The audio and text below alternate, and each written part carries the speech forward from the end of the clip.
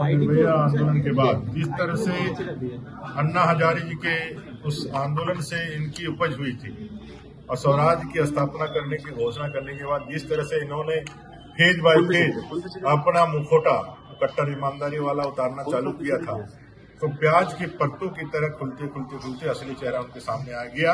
पाठशाला का वायदा करने वाला अरविंद केजरीवाल जी मधुशाला के चक्कर में आज हवालात के अंदर है। न्यायपालिका है, न्यायपालिका से राहत मिल जाना चाहिए। आपके पास संसाधन है, आप लोगों के कारण, आप लोगों के ताकत के कारण रात में भी आदरणीय सुप्रीम कोर्ट और बड़े न्यायालय जो है आपको सुनते हैं।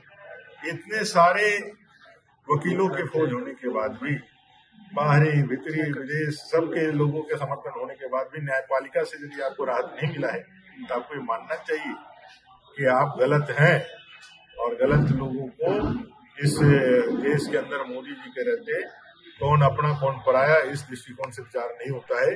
कानून के नजर में चाहे राजा हो चाहे रंग सब समान है और सब पे कानून जो है एक समान इम्प्लीमेंट होगा।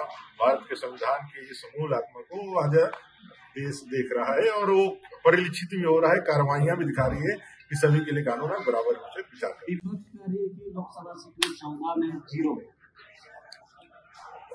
बोलने के लिए जवान है तो जवान में ताला नहीं लगाया जा सकता है। बोलने के लिए कुछ भी बोल सकता है।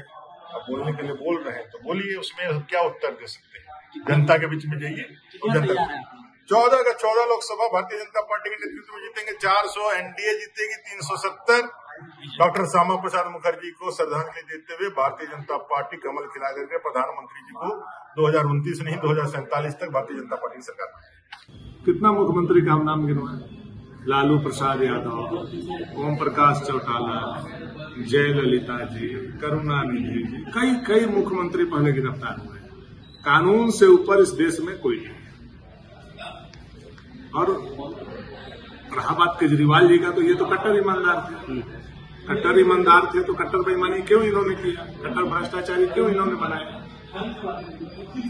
इन पर पंकज उदास जी का एक जो गजल था कि पियो लेकिन रखो हिसाब, थोड़ी थोड़ी पिया करो, तो ये ज्यादा क्यों पी लिए थे? अपने तो पिए ही पिए, हमारे हेमंत सोरेन जी को भी उन्होंने पिला दिया। देखिए, ये शराब घोटाला का कनेक्शन जो है वो झारखंड से भी जुड़ा है। दिल्ली, छत्तीसगढ़ और झारखंड तीनों चीफ मिनिस्टर किंगपिन है शराब घोटाला। चाहे वो अरविंद केजरीवाल हो, चाहे बघेल जी हो या फिर हेमंत जी हो। और इसके पीछे मास्टरमाइंड भी जो है उसकी भी गिरफ्तारी हुई है। और कहीं न कहीं ये एनडीए अलायंस के जितने खजांची लोग हैं इसमें इन्वॉल्व होते हैं। इसलिए इसकी तहकीकात तीनों प्रदेशों को जोड़ करके अगर होगा तो मुझे लगता है कि शराब घोटाले में केवल केजरीवाल नहीं, बाकी 2 राज्यों के भी मुख्यमंत्री जेल के सलाखों के पीछे। तो जानकारी है, यहाँ तो इंक्वायरी सेटअप है, ये अलग बात है। लेकिन आप देखिए, जिस होलोग्राम की बात है, जो है होलोग्राम यहाँ आया, वही होलोग्राम छत्तीसगढ़ में और वही होलोग्राम का उपयोग दिल्ली में किया गया। और लगभग जो बाइलॉज बना शराब घोटाले का, वो बाइलॉज बनाने वाले लोग, नियम कानून बनाने वाले लोग का भी जो कनेक्शन है वो एक दूसरे तीसरे से, तो ये सारे कनेक्शन एक दूसरे से मेल खाते हैं। मैं तो ये मांग करता हूँ सीबीआई और ईडी से कि शराब घोटाले का जांच छत्तीसगढ़ और झारखंड में भी उसी तर्ज पर होनी चाहिए और उसी के तहत होनी चाहिए जिसमें हमारे अरविंद केजरीवाल जी के ऊपर और उनके टीम के ऊपर।